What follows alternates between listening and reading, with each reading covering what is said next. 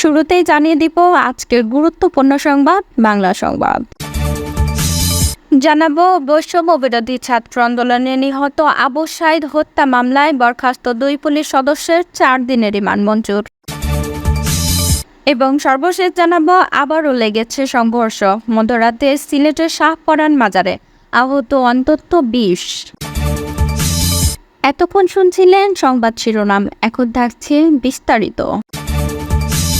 বৈষম্য বিরোধী ছাত্র আন্দোলনে নিহত আবু সাঈদ হত্যা মামলায় গ্রেপ্তার 2 পুলিশ সদস্যের 4 দিনের রিমান্ড মঞ্জুর করেছেন আদালত। তারা হলেন তাজহাট মেট্রোপলিটন থানার সহকারী উপপরিদর্শক মোহাম্মদ আমির হোসেন ও কনস্টেবল সুজন চন্দ্র রায়। মঙ্গলবার সকালে কড়া নিরাপত্তার মধ্য দিয়ে রংপুর চিফ মেট্রোপলিটন ম্যাজিস্ট্রেট আদালত 2-এ তোলা হয়েছে। পরে পিআইবি পুলিশের পক্ষ থেকে 5 দিনের রিমান্ড চেয়ে আবেদন করা হলে বিচারক আসাদুজ্জামান শুনানি শেষে 4 দিনের রিমান্ড মঞ্জুর করেছেন। পুলিশ ব্যুরো অব ইনভেস্টিগেশনের পুলিশ সুপার জাকির হোসেন তথ্য নিশ্চিত করেছেন। এর আগে সোমবার আইনানুগ ব্যবস্থা গ্রহণের জন্য রংপুর মেট্রোপলিটন পুলিশের ওই 2 সদস্যকে গ্রেপ্তার করে পিআইবিতে হস্তান্তর করা হয়। প্রসঙ্গত, গত 16 জুলাই দুপুরে কোটা সংস্কার আন্দোলনে বেগম রোকেয়া বিশ্ববিদ্যালয়ের 1 নম্বর গেটের সামনে পুলিশের সঙ্গে শিক্ষার্থীদের সংঘর্ষের ঘটনা ঘটে। এতে পুলিশের গুলিতে বেগম রোকেয়া বিশ্ববিদ্যালয়ের ইংরেজি বিভাগের ছাত্র আবু সাঈদ নিহত হন। এ ঘটনায় গত 19 জুলাই রংপুরের অতিরিক্ত মেট্রোপলিটন ম্যাজিস্ট্রেট রাজু আহমেদের আদালতে হত্যা মামলা দায়ের করেন নিহত আবু সাঈদের বড় ভাই রমজান আলী। মামলার এজাহারে বাদী উল্লেখ করেন, রংপুরে বৈষম্য বিরোধী ছাত্র আন্দোলনের অন্যতম সমন্বয়ক ছিলেন আবু সাঈদ। গত 16 জুলাই শহীদ আবু সাঈদ নিরস্ত্র একা থাকা ও পুলিশের জন্য কোনো হুমকি না হওয়া সত্ত্বেও শটগান দিয়ে নির্মম ও নৃশংসভাবে গুলি করে পুলিশ। পরে আবু সাঈদ পড়ে গিয়ে একাধিকবার দাঁড়ানোর চেষ্টা করলেও আসামিরা পরিকল্পিতভাবে গুলি করে। মামলায় আরও উল্লেখ করা হয়েছে, ঘটনার দিন বেলা 2টার দিকে বেগম রোকেয়া বিশ্ববিদ্যালয়ের ভেতর থেকে বিশ্ববিদ্যালয়ের শাখা ছাত্রলীগের সভাপতি পোমেল বড়ুয়া নেতৃত্বে শিক্ষার্থীদের উপর ইট পাটকেল নিক্ষেপ শুরু করলে আবু সাঈদ পিছু না হটে 2 হাত প্রসারিত করে বুক পেতে দিয়ে এগিয়ে যান। সিলেটের হযরত শাহপরানের মাজারে 3 দিনব্যাপী ওরসের শেষ দিনে স্থানীয় জনতা ও মাদ্রাসার শিক্ষক শিক্ষার্থীদের সঙ্গে ওরসপন্থী ব্যক্তি ফকির পাগলের সংঘর্ষের ঘটনা ঘটেছে। এতে অন্তত 20 জন আহত হয়েছেন। গতকাল সোমবার দিবাগত রাত 3টা থেকে ফজরের সময় পর্যন্ত এই সংঘর্ষের ঘটনা ঘটে। পরে সেনাবাহিনী পরিস্থিতি নিয়ন্ত্রণে আনেন। প্রত্যক্ষদর্শী ও পুলিশ সূত্রে জানা গেছে, গত শনিবার শাহপরানের মাজারে 3 দিনব্যাপী ওরস শুরু হয়। ওরস শুরুর আগের দিন শুক্রবার জুমার নামাজের পর গানবাজনার আড়ালে মাজারে মাদক সেবন ও অনৈতিক কর্মকাণ্ডের অভিযোগ তুলে এসব বন্ধের দাবিতে মাজার গেটের সামনে মানববন্ধন ও সমাবেশ করেন একদল মুসল্লি। বিকেলে সামাজিক যোগাযোগ মাধ্যম ফেসবুকে এক ভিডিও বার্তায় মাজারের খাদেম সৈয়দ কাবুল আহমদ মাজারে গান বাজনা বন্ধের ঘোষণা দেন। এ অবস্থায় ওরস চলাকালে কেউ যেন মাজারে গান বাজনা চালাতে না পারে সেজন্য শুরু থেকে মাজারের কর্তৃপক্ষ, মাদ্রাসার শিক্ষক শিক্ষার্থী ও স্থানীয় আলেম ওলামা কড়া নজর রাখেন। গতকাল দিবাগত রাত 3টা থেকে আখেরি মোনাজাত শেষে সিন্নি বিতরণের মধ্য দিয়ে ওরস শেষ হওয়ার কথা ছিল। দিবাগত রাত 3টার দিকে কয়েকশো ব্যক্তি মাজারে এসে গান বাজনা নিষিদ্ধ করা হলো, এ নিয়ে বিক্ষোভ জানান। বিক্ষোভকারী কিছু ব্যক্তির হাতে লাঠিসোঁটাও ছিল। এ সময় মাজারে থাকা মাদ্রাসার শিক্ষক শিক্ষার্থীর সঙ্গে ওই ব্যক্তির তর্কাতর্কি হয়। ওই ব্যক্তিরা তখন মাদ্রাসার কিছু শিক্ষক শিক্ষার্থীকে মারধর করেন এবং ফকির পাগল ও তাদের হয়ে একটি পক্ষ মাজারের ভেতরে মাদ্রাসার শিক্ষক শিক্ষার্থীকে আটকে রেখেছেন এমন একটি খবরও ছড়িয়ে পড়েছে। এই উত্তেজনার সূত্র ধরেই পরে সংঘর্ষের ঘটনা ঘটে।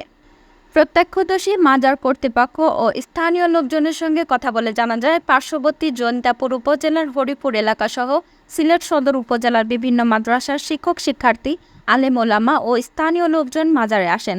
এ সময় অনেকের হাতে লাঠিসোঁটাও ছিল। পরে মাজারপন্থীদের সঙ্গে তাদের সংঘর্ষ হয়। সংঘর্ষে পুলিশ সহ উভয় পক্ষে অন্তত 20 জন আহত হন। সংঘর্ষের সময় ইট পাটকেলের আঘাতে মাজারের খাদেমের কক্ষের কাঁচ ভেঙে যায় এবং দান বাক্স লুটপাট হয়।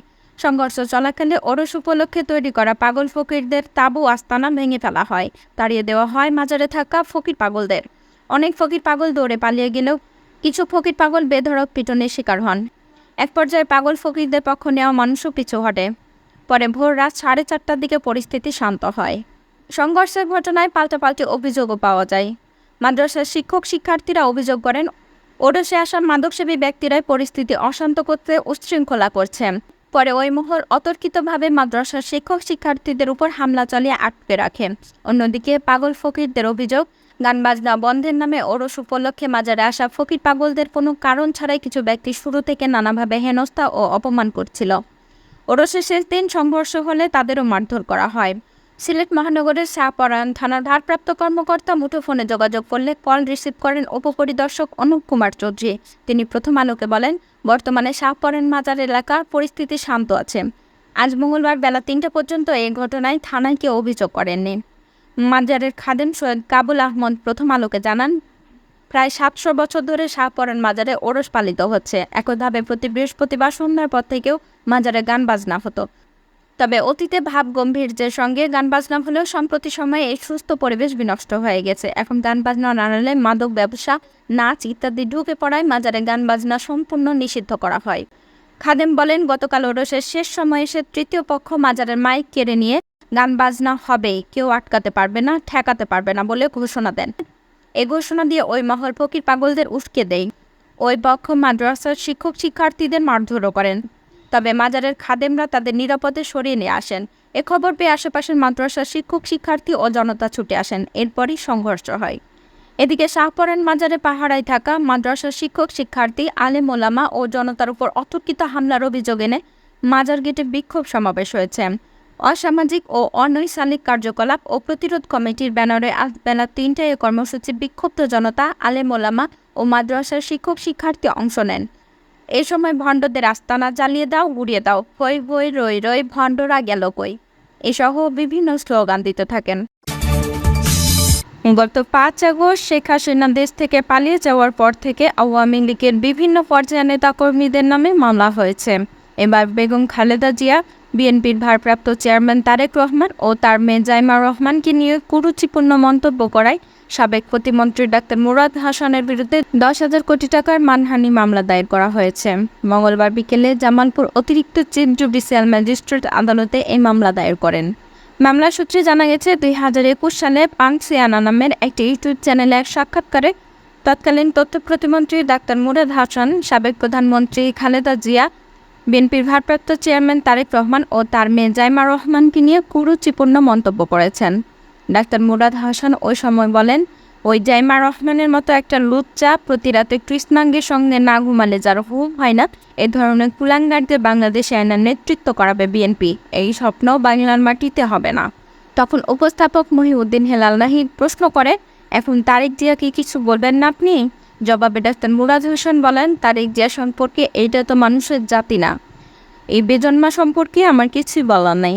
ও বেগম জিয়ার পোলা না অন্য কারো পোলা আল্লাহ জানেন। ও কি জিয়াউর রহমানের পোলা না অন্য কারো পোলা, এটা আল্লাহ রাব্বুল আলামিন ছাড়া কেউ বলতে পারবেন না। এই ধরনের মানহানিকর বক্তব্য দেওয়ায় ১০,০০০ কোটি টাকার অধিক ক্ষতি হয়েছে এবং দেশের ভাবমূর্তি ক্ষুণ্ণ হয়েছে।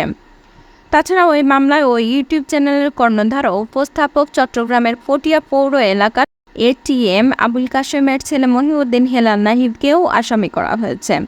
আইনজীবী অ্যাডভোকেট ফজলুল হক বলেন, মুরাদের বিরুদ্ধে ২টি মামলা দায়ের করা হয়েছে।